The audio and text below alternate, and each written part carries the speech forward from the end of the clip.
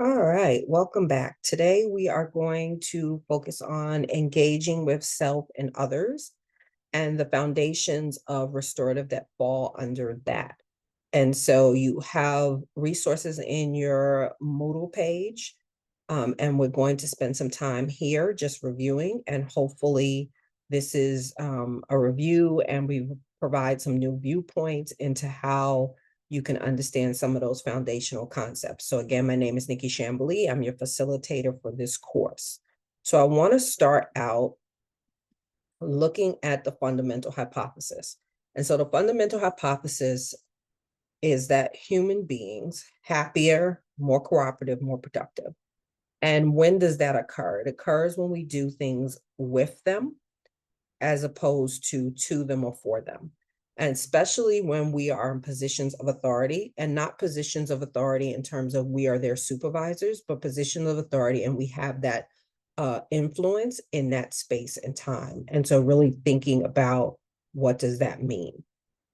So another way of looking at this is that when we want people to make positive changes in their behavior, we do things with them rather than to them or for them or not. And so we're going to talk a little bit more about the social discipline window, but just keeping in mind that when we talk about positions of influence, again, or being in community with people, we're talking about when teachers would like to see positive behavior in students, they do things with them. When administrators would like to see positive change in teachers, they do things with them. When administrators would like to see positive change in parents, they do things with them. And so always keeping that lens in mind as we're working with people. So what does it mean to do with people? And so we look at the social discipline window. And so the social discipline window is what we usually call foundational number one, or our puzzle piece number one. And so what it says is that there are two axes, there's control and there's support. And this is not control like I lord myself over you, but this is control like limit setting, and discipline in its original definition, which means to teach. And then support, which is encouragement and nurturing. And so we really think about how, if we are operating in high control but low support, we're operating in a two. We're demanding or putting our thoughts and processes on other people. We're operating in a low control, a low support, means we have no expectation and we're providing no support. So we're being very neglectful. We're just leaving things to be as they are. And then when we're operating in a high support, but a low expectation, then we're moving to the permissive, where we're just allowing things to happen and we're providing the support, but we're asking for little return. When we are trying to make that journey to the best version of ourselves and our relationship with other people, we are operating in that high control, high support, meaning we are giving people accountability, but we are also scaffolding and building them up to meet the expectations. So all of this takes a bit of reflection. And so being reflective as we take that journey to with starts with kind of a self-reflection, us realizing who we are, and then moving to this level of humility that says where I'm at is pushing me either to be to, for whatever reason, not, or for. And so when I think about that, I think about, for example, when I was a teacher, I went out on leave and I came back and I was asked to be a special science teacher. I don't know anything about science. My background is literacy. And so I really had to do some self-reflection because I was doing a for. I did not want the students to feel bad because I was not a science teacher. So I was just asking them to copy words from a handout, put it on the notes, and then turn it in for their grade. But that's not teaching, and that's not going to help them to the ultimate goal, which is they have to demonstrate to the state of New York that they understand this concept. And so really reflecting, really being humble and going to my supervisor and saying, I don't know what I'm doing, being vulnerable to get help and to admit to the other science teacher that I needed to be taught the science, and then being given a voice and giving the students a voice about, now that I understand what's supposed to happen, what is the best transition for all of us? And then context, again, understanding that at the end, these students were expected to pass the New York State exam.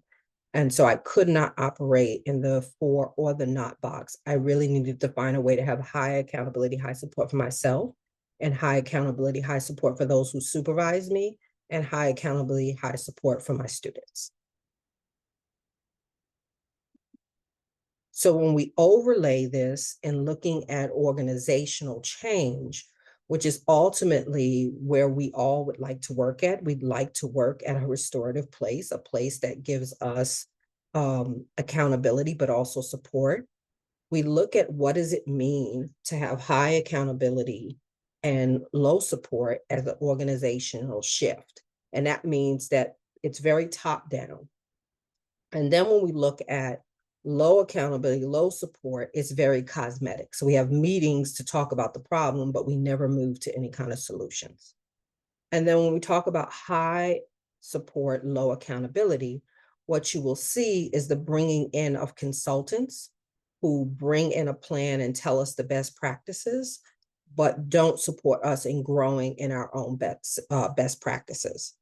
But when we are journeying with people in organizational change to high accountability, high support, then they are being led to take personal ownership of it. And is an idea that they want to grow in what it is we're experiencing together.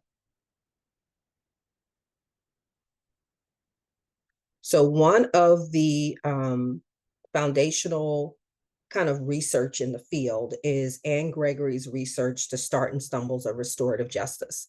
And she did this with Morningside Center for Social Responsibility out of New York City. She's a professor at Rutgers University. And she looked at what are those things that stop organizations from moving to restorative, particularly schools. And as you see, similar to what we saw in the chart, that top down was definitely a stumble. The narrow. So what happens a lot of times is we bring restorative into spaces and the goal is to respond to discipline or to find a way to manage the behaviors of the children. And what the social discipline window tells us, it's about relationship. It's about the accountability and support we have for each other in relationship. The other thing that came out of her research is being colorblind and powerblind. So ignoring issues of equity. So we don't pay attention to race, bias. We don't pay attention to people's identity struggles around sexuality. And so we proceed as if community does not need to acknowledge and talk about those things. And then we end up starting and stumbling on the effort. The other thing she found is train and hope, which falls in kind of that high support, but low accountability. So we sent you to this fabulous 2-day IRP training, but there was no accountability for what you were going to do for it coming back. Even if the minimum was you picked something to do action research on so that you could learn more about it and use it, what you learned. And then under-resourced and short-term.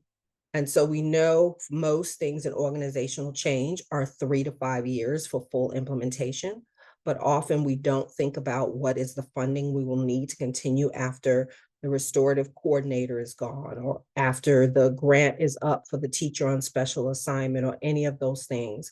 We also don't build implementation plans thinking about what do we need to do year 1 to build on year 2, to build on year 3, to build on year 4 and year 5, and how to celebrate our successes along the way. So that was a review of our first one, which is engaging with self and others, and our focus on the social discipline window and that idea of the fundamental hypothesis, which says that if we want change as individuals, if we want change in relationship, if we want change in organization, we have to lean into honoring those relationships with high accountability, high support. Please email me if you have any questions.